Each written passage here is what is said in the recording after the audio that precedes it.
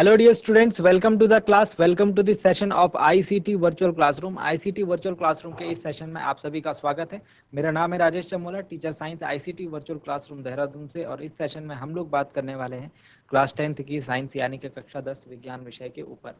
अपनी previous classes में हम लोग चैप्टर नंबर 4 कार्बन एवं उससे बनने वाले यौगिकों के बारे में सीख रहे हैं। और हम लोग अभी जो करंट जिस टॉपिक पर बात कर रहे हैं वो है नाम पद्धति यानी नोमेनक्लेचर ऑफ कार्बनिक कंपाउंड्स।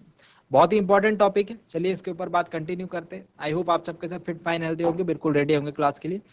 तो आगे की बातों को करने के लिए हम चलते हैं स्मार्ट बोर्ड की स्क्रीन पर। तो अपनी पिछली क्लास में हम लोग इस पॉइंट के ऊपर बात कर रहे थे, ठीक है। क्या था ये? हम सीख रहे हैं कार्बनिक यौगिकों की नाम पद्धति यानी कि नोमेनक्लेचर ऑफ कार्बनिक कंपाउंड्स, ठीक है। इसमें हम लोग फर्स्ट पॉइंट के ऊपर अपना बात कर रहे हैं। फर्स्ट पॉइंट जो हमारा है वो है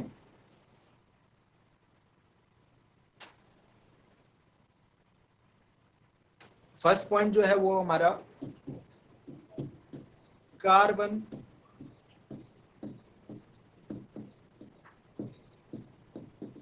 परमाणुओं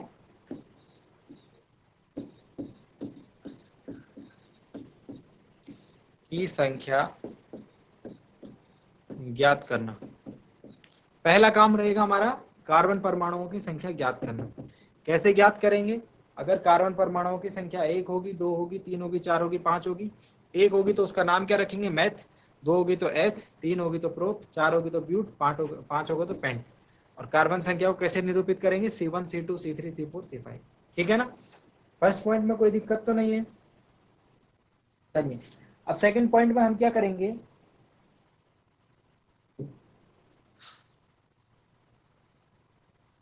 सेकंड नियम लिखिए।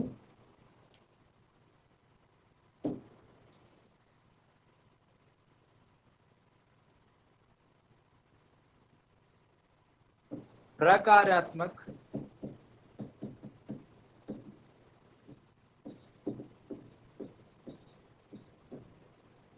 समूह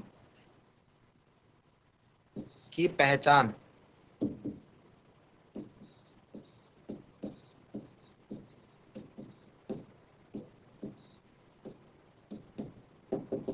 प्रकार्यात्मक समूह की पहचान। तो चलिए टेबल बनाते हैं फिर से एक। प्रकार्यात्मक समूह कौन कौन से हो सकते हैं, ठीक है। तो इसकी टेबल तो हम ऑलरेडी वैसे बना चुके हैं, इसकी टेबल हम ऑलरेडी बना चुके हैं। हाँ बट नेमिंग हमने बात नहीं करी। ओके ठीक है, तो चलिए टेबल दोबारा से बनाएंगे। इधर हम लिखेंगे यौगिकों का प्रकार, कौन सा हमारा प्रकार्यात्मक समूह है वो। सेकेंड हम लिखेंगे कि यहाँ पर पूर्व लग्न में आएगा या अनुलग्न में आएगा। और लास्ट में हम लोग कुछ उदाहरण के ऊपर चर्चा कर लेंगे, ठीक है। इस टाइप से 3 पार्ट बनाइए टेबल के। प्रकार्यात्मक समूह हमने पढ़े हैं अभी अभी, है ना। तो कौन कौन से प्रकार्यात्मक समूह पढ़े थे याद दिला देता हूं आपको। फंक्शनल ग्रुप्स हमने कौन कौन से पढ़े थे, ये देखिए, याद आ रहा है। तो फंक्शनल ग्रुप्स में हमने देखा था कि एल्कोहल हो गया, है ना, एल्डिहाइड हो गया, इसके अलावा कीटोन हो गया, कार्बोक्सिलिक अम्ल हो गया। ये सभी क्या हैं? ये सभी प्रकार्यात्मक समूह हैं, यानी कि ये समूह हमको पहचान में आने चाहिए किसी यौगिक में, ठीक है। तो इनको पहले लिख लेते हैं, ठीक है। कितने ये 6 ये हैं। तो चलिए इनको रिप्रेजेंट करते हैं, फटाफट टेबल अपनी कंप्लीट करते हैं। पहले ये टेबल आपको याद होनी चाहिए, तब जाकर के आप जो है नाम पद्धति में जो है काफी ज्यादा अच्छे तरीके से क्वेश्चंस को कर पाओगे, समझ पाओगे। तो सबसे पहले लिखना है यौगिकों का प्रकार, टाइप। देन सेकंड में हमको लिखना है पूर्व लग्न। पूर्व लग्न मतलब प्रीफिक्स आएगा या फिर सफिक्स आएगा, पूर्व लग्न या अनुलग्न बोलते हैं उसको। अभी समझा देता हूं, मतलब एग्जाम्पल दूंगा ना तो मतलब समझ में आ जाएगा। उदाहरण, उदाहरण, लास्ट में हम लोग उदाहरण के ऊपर भी चर्चा कर लेंगे। तो फर्स्ट है, क्या क्या पढ़े थे हमने?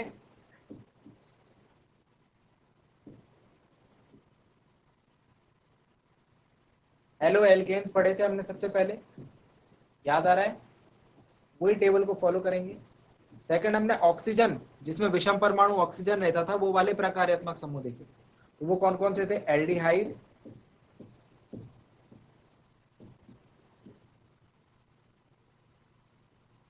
और एल्डिहाइड के अलावा, सॉरी एल्कोहल, पहले तो एल्कोहल था ना, एल्कोहल,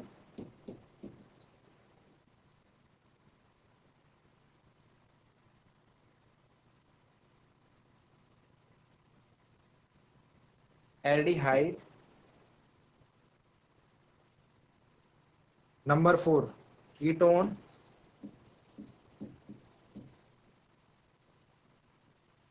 नंबर 5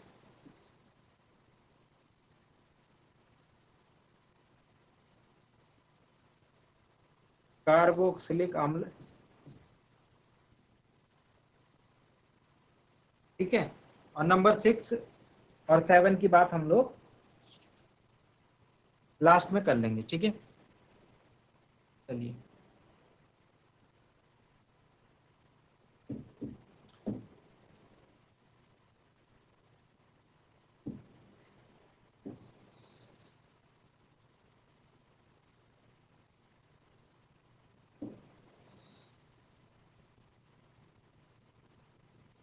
सबसे पहले नंबर पॉइंट के ऊपर बात कर लेते हैं। हेलो एल्केन अगर होगा तो हम क्या करेंगे? हेलो एल्केन, हेलो हेलो मतलब हेलोजन, याद है? हेलो मतलब क्या हो गया? हेलोजन। तो हेलोजन जब भी होगा, यानी फ्लोरीन, क्लोरीन, ब्रोमीन, आयोडीन जब भी जुड़ेगा, हमको उसको पूर्व लग्न में लिखना है। पूर्व लग्न मतलब प्रीफिक्स, नाम के पहले लिखना है। इसमें आपको याद है, इसमें क्या होते थे? बहुत सारे विषम परमाणु होते थे ना, ग्रुप होता था। अगर फ्लोरीन होगा तो इसको फ्लोरो बोलेंगे, फ्लोरो लिखेंगे मतलब। क्लोरीन होगा तो क्लोरो लिखेंगे, ब्रोमीन होगा तो ब्रोमो लिखेंगे, इस प्रकार से, ठीक है। समझ में आ रहा है? आदि फर्स्ट वाला कंप्लीट हो गया। सेकंड, अगर एल्कोहल होगा तो अनुलग्न, यानी कि सफिक्स में लिखेंगे, मतलब कि लास्ट में लिखेंगे, अनुलग्न। और अनुलग्न में क्या लिखेंगे? अनुलग्न में हम लोग लिखेंगे ओ एल, और हिंदी में इसे बोलते हैं ऑल। अभी मतलब समझा रहा हूं, अभी पहले जो डेटा है उसको आप लोग मेंटेन करो। एक एक करके एग्जांपल भी दूंगा तो आपको समझ में आता रहेगा, ठीक है। नया कॉन्सेप्ट है आपके पास, घबराने की बिल्कुल जरूरत नहीं है। सारी बातें जो है आपको अच्छे तरीके से बताऊंगा, डोंट वरी। बस जो मैं बातें यहाँ पे बता रहा हूँ उनको आप मेंटेन कीजिए, नोट कीजिए, जिस हिसाब से मैं आपको नोट करवा रहा हूँ, ठीक है। नेक्स्ट बात करते हैं एल्डिहाइड की। तो एल्डिहाइड में भी अनुलग्न लगेगा। देखो सबसे ऊपर जो था ना, फ्लोरीन, क्लोरीन, ब्रोमीन, उसमें ही पूर्व लग्न अभी आपको देखना है, उसमें ही पूर्व लग्न लगेगा, ठीक है। बाकी सब अनुलग्न वाले हैं। अनुलग्न मतलब सब, सॉरी सफिक्स जो लास्ट में लगता है, शब्द के लास्ट में। पूर्व लग्न, अनुलग्न हमने पढ़ा था ना, हिंदी में पढ़ा होगा आपने कभी। एल्डिहाइड में हम ए एल लगाते हैं और इसको पढ़ते हैं अल। क्या पढ़ते हैं? अल, ठीक है। इसके अलावा कीटोन में हम लोग अनुलग्न लगाते हैं। क्या अनुलग्न लगाते हैं? कीटोन में हम लोग लगाते हैं ओन। क्या पढ़ते हैं इसको? ओन, ठीक है। और लास्ट है कार्बोक्सिलिक अम्ल। तो कार्बोक्सिलिक अम्ल में हम लोग अनुलग्न लगाते हैं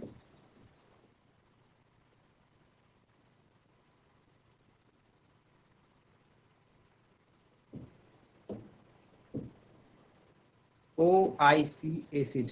ओ आई सी मतलब ओइक, ओइक अम्ल, ओइक अम्ल। बात समझ में आई? अब जो लास्ट के दो है ना, ये आसान है, तो इनके एग्जांपल भी लास्ट में बात करेंगे। अभी फिलहाल इनके एग्जांपल देख लेते हैं। जैसे सपोज क्लोरो, हेलो एल्केन है ना, तो हेलो की जगह मैं क्लोरो ले लेता हूँ, क्लोरो, और एल्केन की जगह में इथेन ले लेता हूं। तो क्लोरो इथेन को हम लोग कैसे बताएंगे? इथेन क्या होता है भाई? सी सी, यहां पर H आएगा, यहां पर H आएगा, यहां पर H आएगा, यहां पर H आएगा, यहां पर H आएगा, और यहां पर क्लोरीन आ जाएगा। ये हो गया क्लोरो इथेन। समझ में आ रही है बात? ये हो गया क्लोरो इथेन। ठीक है। Next second one is alcohol. Alcohol, alcohol में कोई एल्केन ले लेता हूं, जैसे इथेनॉल, प्रोपेनॉल, है ना। तो जैसे ये इथेन है, इथेन का ही मैं एग्जांपल दे रहा हूं। अगर उसके लास्ट में OH जुड़ गया, इधर इधर तो HH है ही, ठीक है, सिंगल बॉन्ड से H जुड़ा हुआ है, तो इसको हम कहेंगे, इसको हम क्या कहेंगे? इसको हम कहते हैं,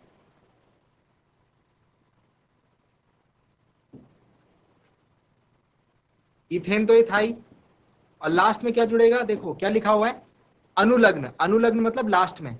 यहां पर ये देखो पूर्व लग्न में आया, इथेन से पहले आया, इसको पूर्व लग्न बोलते हैं, समझ रहे हो? तो पूर्व लग्न में क्लोरो फ्लोरो ब्रोमो लिख देना, क्लोरीन था तो क्लोरो लिख दिया। यहां पर अनुलग्न में मतलब लास्ट में आएगा, तो इथेन के लास्ट में अल जुड़ेगा, इथेनॉल। समझ रहे हो? इंग्लिश में लिखेंगे इथेनॉल, OL जुड़ जाएगा लास्ट में। ठीक है ना। अभी इसमें एक और नियम आता है, अभी इसमें एक और नियम आता है, जैसे इथेन था, इथेन को ऐसे लिखते हैं और उसके लास्ट में OL जोड़ना है, क्योंकि यहां पर क्या है, OH ग्रुप है। OH ग्रुप कौन सा होता है भाई? एल्कोहल को ग्रुप होता है, याद है ना। OH ग्रुप कौन सा होता है? एल्कोहल का ग्रुप होता है। ठीक है, प्रीवियस जो टेबल बनी है उसमें आप देख सकते हैं। तो इथेन के आगे एल्कोहल जुड़ा है, तो इथेन के आगे ऑल लगाएंगे, क्योंकि एल्कोहल में हमें पता है कि अनुलग्न लगता है OL। परंतु यहां पर एक नियम है बच्चों, यहां पर नियम क्या कहता है कि अगर आप नामकरण में जो लास्ट का अक्षर है और जो इसका पहले का अक्षर है, अगर ये क्या हो, वॉवेल हो, वॉवेल मतलब स्वर हो, अंग्रेजी वर्णमाला में स्वर होते हैं ना, अंग्रेजी वर्णमाला में क्या होते हैं? स्वर होते हैं, A E I O U, इनको क्या कहते हैं? स्वर। ई भी स्वर है, ओ भी स्वर है। अगर ऐसा होगा तो इसका लास्ट वाला शब्द हटा, इसका लास्ट वाला जो अक्षर है वो हटा दिया जाएगा, और ये क्या बन जाएगा? ETHANOL बन जाएगा। इसको भी मैं लिखवाऊंगा अभी, ठीक है। तो इसीलिए मैंने इसकी स्पेलिंग क्या लिखी है? इथेन ओल, एन के बाद OL लिख दिया है। हिंदी में तो नहीं चलेगी ये बात पता, लेकिन इंग्लिश में आपको नाम लिखना है। आपको नाम किस में लिखना है? इंग्लिश में लिखना है, बात ध्यान रखें। तो इंग्लिश में स्पेलिंग का आपको जरूर ध्यान रखना है, ठीक है। हिंदी में तो इतना फर्क नहीं पड़ेगा, लेकिन इंग्लिश के लिए ये नियम है। चलिए एल्डिहाइड देखते हैं। तो एल्डिहाइड देखते हैं, तो सपोज C है और फिर C है, तो एल्डिहाइड की पहचान कैसे होगी? डबल बॉन्ड H जुड़ा होगा, CHO होता है ना एल्डिहाइड का ग्रुप। देखो आपको याद करने पड़ेंगे जो मैंने प्रकार्यात्मक समूह लिखाए हैं, कि कौन सा प्रकार्यात्मक समूह क्या होता है। देखो यहाँ अगर CHO होगा, देखो डबल बॉन्ड O, ये वाला, ये बनाया मैंने भी, अभी इससे पहले OH जोड़ा था, तो इन्हीं की बात मैं कर रहा हूं, ठीक है ना। इसी से पहचान होगी, तो आपको ये भी याद करना है। तो ये क्या है भाई? इसमें मुझे दिख रहा है इथेन तो था ये पहले, पहले क्या था? ये पहले इथेन था। अब इसके साथ क्या जुड़ा हुआ है? ये जुड़ा हुआ है अलग से, ये वाला प्रकार, ये पहचानना आना चाहिए। तो मैंने पहचान करी, CHO मैंने देखा था पीछे कहीं, तो CHO जुड़ा है। CHO को हम एल्डिहाइड बोलते थे, मतलब इसमें एल्डिहाइड जुड़ा है। और एल्डिहाइड के लिए लिखते वक्त मुझे अनुलग्न मतलब नाम के लास्ट में AL जोड़ देना है, मतलब यहाँ पर मुझे AL जोड़ देना है। फिर से वही नियम आएगा, E और A दोनों क्या है? स्वर हैं, तो यहाँ से E हट जाएगा, तो ये बन जाएगा, ये क्या बन जाएगा? देखो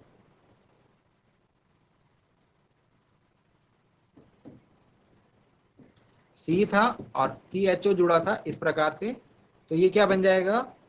ये बन जाएगा इथेन अल, इथेनल। क्या बोलेंगे इसको? मैं लिख रहा हूं, इथेन नल, ठीक है। इथेन प्लस अल, संधि विच्छेद करते थे ना, सेम वही काम कर रहे हैं हम यहाँ पर, समझ रहे हो।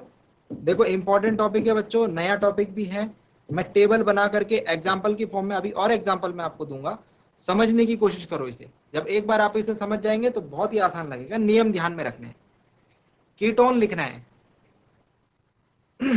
कीटोन पहचान करो, कौन सा था समूह, क्या बताया था, ऐसे सी होगा, डबल बॉन्ड ऊपर ओ होगा, इधर बॉन्ड होगा। याद आ रहा है,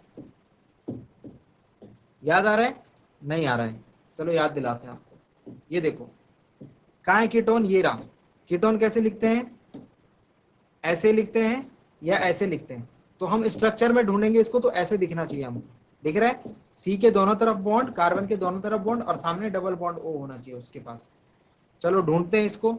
जैसे सपोज ऐसे लिखा होगा, अभी तो मैं एग्जांपल लिखा रहा हूँ ना, अभी तो मैं खुद से बना के दूंगा, लेकिन जब आपके पास क्वेश्चन आएंगे तो आपको खुद से ढूंढने पड़ेंगे। तो कीटोन को ढूंढते हैं। सपोज इसके लिए हमारे पास ना 3 कार्बन होने चाहिए, तभी बीच में कार्बन के ऊपर ऐसे आएगा। इसके लिए हमारे पास क्या होने चाहिए, 3 कार्बन होने चाहिए। तो कार्बन कार्बन कार्बन, और यहाँ पर आएगा डबल बॉन्ड ओ, ठीक है। इसके साथ 3 हाइड्रोजन आ जाएंगे, इसके साथ 3 हाइड्रोजन आ जाएंगे, ठीक है ना। C H H H 3 H लगा देंगे। ये बात तो आप समझ चुके हैं, खैर इसमें कोई दिक्कत नहीं।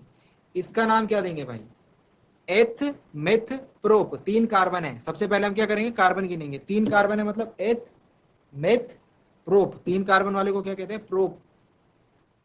तो प्रोपेन तो इसका नाम होना ही होना था भाई, क्योंकि 3 कार्बन है, एल्केन का नाम 3 कार्बन में प्रोपेन होता है।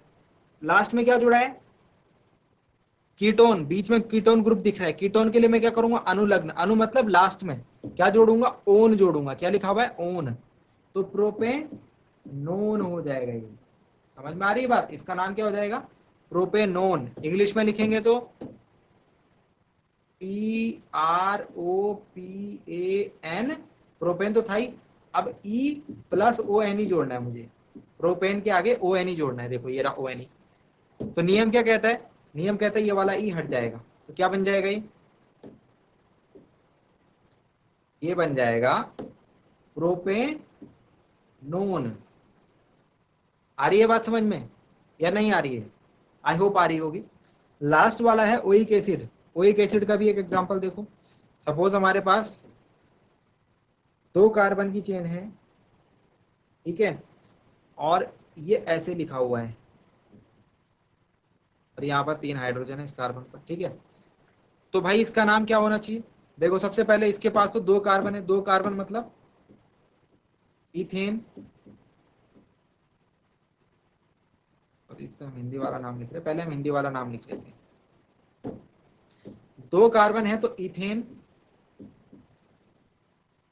अब फंक्शनल ग्रुप कौन सा दिख रहा है मुझे, देखो ये पहचानो इसको, सी डबल बॉन्ड और O H, C double bond O और ओ एच कहाँ दिख रहा है, ये देखो ऐसा दिख रहा है ना, ये मतलब ये क्या है, कार्बोक्सिलिक अम्ल है, समझ रहे हो। तो कार्बोक्सिलिक अम्ल हमने देखा, कार्बोक्सिलिक अम्ल अगर हमको दिखेगा कहीं पर, तो मुझे क्या करना है, मुझे उसके अनुलग्न में लिखना है। अनुलग्न मतलब लास्ट में ओइक अम्ल लिखना है। तो इथेन है, तो इथेन के लास्ट में क्या लिख देंगे, ओइक अम्ल। तो ये क्या बन जाएगा, देखो ऐसे लिखेंगे, संधि विच्छेद करेंगे, संधि करेंगे इसकी, तो इथेनोइक अम्ल हो जाएगा, इथेनोइक अम्ल हो जाएगा।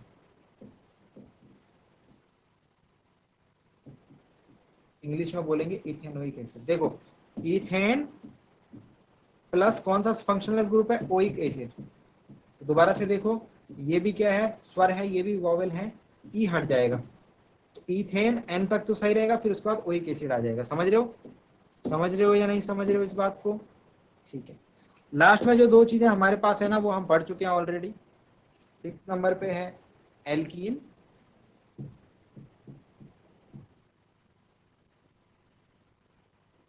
और 7 नंबर पे एल्काइन।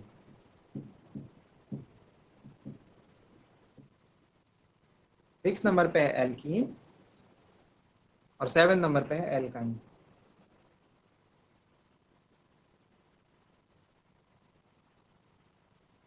एल्कीन का भाई सीधा सीधा हिसाब है, हम पढ़ चुके हैं इसे, अभी याद दिला देता हूं। एल्कीन होगा, एल्कीन मतलब क्या होता है भाई, डबल बॉन्ड। अगर कहीं दो आबंध पढ़ा था ना, संतृप्त और असंतृप्त, तो उसकी बात है। तो हम क्या कर देंगे भाई, अनुलग्न में ईन कर देंगे, हमें ये बात पता है, ई एन ई जोड़ देते हैं। और अगर हमारे पास एल्काइन होगा, मतलब कि ट्रिपल बॉन्ड दिखेगा मुझे कार्बन कार्बन के बीच में, कार्बन कार्बन के बीच में मुझे क्या दिखेगा, ट्रिपल बॉन्ड, तो मैं अनुलग्न में क्या लिखूंगा, आइन, आइन, वाई एन ई। आई बात समझ में? चलो एक एग्जांपल देख लेते हैं फटाफट, हमने जस्ट इतने एग्जांपल देख लिए। CH3 CH2 C H double bond CH2, तो कितने कार्बन है, 4 कार्बन है। 4 कार्बन मतलब क्या हो गया, 4 कार्बन मतलब क्या हो गया, ब्यूट, ब्यूटेन होना चाहिए था इसको, लेकिन लास्ट में क्या डबल बॉन्ड है, तो एन नहीं आएगा, इन आएगा, एन नहीं आएगा, इन आएगा, तो ये हो जाएगा ब्यूटीन। बात समझ में आई? इंग्लिश में क्या लिखेंगे, BUTENE, BUTENE, ब्यूटीन। चलो आइन का एग्जांपल देख लेते हैं, CH3 CH2 C triple bond CH, तो भाई इसका नाम क्या होना चाहिए था, 4 कार्बन है इसमें, ब्यूटेन होना चाहिए था, लेकिन ट्रिपल बॉन्ड त्रिआबंध मुझे दिख गया, तो ब्यू और लास्ट में क्या आ जाएगा, आइन, तो ये हो जाएगा ब्यूटाइन, ब्यूटाइन। अरे समझ रहे हो या नहीं समझ रहे हो? मैंने बहुत ही सिंप्लीफाई तरीके से समझाने की कोशिश करी है, ठीक है। अगर नहीं समझ में आया होगा तो कोई बात नहीं, फिर से हम समझेंगे इसको, बट इसको हम समझ के रहेंगे, ये बहुत ही ज्यादा इंपॉर्टेंट टॉपिक हमारे लिए हो जाता है। चलिए नोट डाउन कीजिए इसे अपने हिसाब से जल्दी से। चलिए तो अब हम करेंगे कुछ उदाहरण। अच्छा, 2 नियम तो हमने लिख दिए। पहला नियम क्या है, कार्बन परमाणु की संख्या याद करनी है। दूसरा नियम प्रकारात्मक समूह ढूंढना है, इसके मैंने कुछ उदाहरण दिखा दिए, अभी हम और क्वेश्चन करेंगे, टेंशन नहीं लो। थर्ड थर्ड पार्ट मुझे क्या करना है, थर्ड पार्ट में मुझे ये वाला नाम जो बताया था मैंने आपको, ये वाला नियम जो बताया था, इसको भी लिख लेते हैं। थर्ड नियम जो है वो ये है, वो ये कहता है,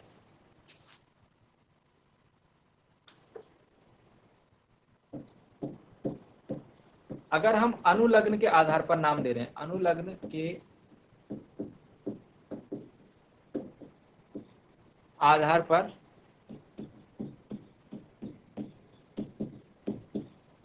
दिए जाने वाले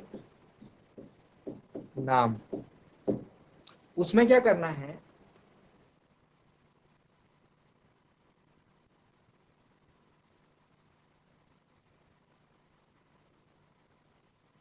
यदि प्रकार्यात्मक समूह यानी कि फंक्शनल ग्रुप प्रकार्यात्मक समूह के अनुलग्न नाम किससे स्टार्ट होते होंगे, स्वर से स्टार्ट होते होंगे। स्वर कौन कौन से होते हैं, ए ई आई ओ यू से प्रारंभ होता है,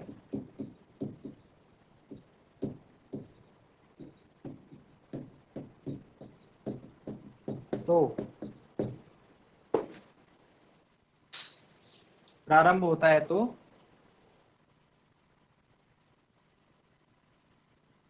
कार्बन श्रृंखला के नाम से ई हटाकर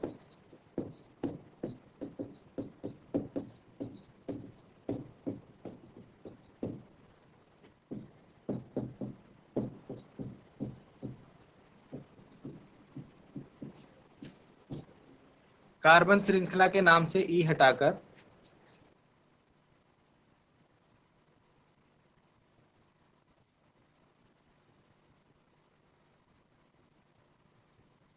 कार्बन श्रृंखला के नाम से ई हटाकर उसमें समुचित अनुलग्न लगाकर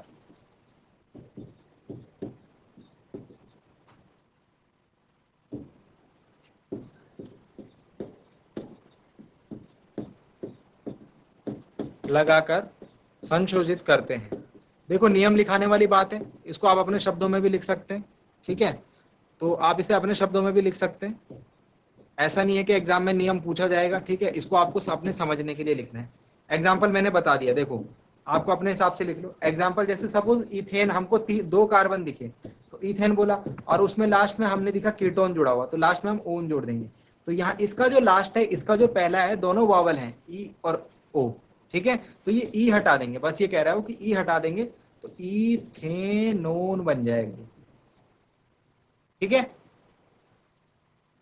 अगर हमारे पास है सपोज 4 कार्बन है, तो 4 कार्बन क्या हो जाएगा भाई, ब्यूटेन हो जाएगा। और लास्ट में कार्बोक्सिलिक अम्ल जुड़ा हुआ है, तो क्या हो जाएगा, क्या जोड़ेंगे हम लास्ट में, फंक्शनल ग्रुप क्या जुड़ेगा भाई, ओइक एसिड जुड़ेगा, है ना, यही पढ़ा था हमने अभी। तो देखो दोनों के लास्ट में, इसके लास्ट में और इसके प्रारंभ में क्या है, वावेल है। तो ये नियम कहता है कि ये ब्यूटेनोइक एसिड लिखेंगे, इसे हम ऐसे लिखेंगे, ये ई हटा देंगे। बस इतनी सी बात ये नियम कह रहा है। तो ये बहुत ज्यादा लंबे शब्दों में आप इसे समझने की कोशिश करोगे तो थोड़ा टफ हो जाएगा, इसको आप अपने शब्दों में अपने हिसाब से लिख लीजिए।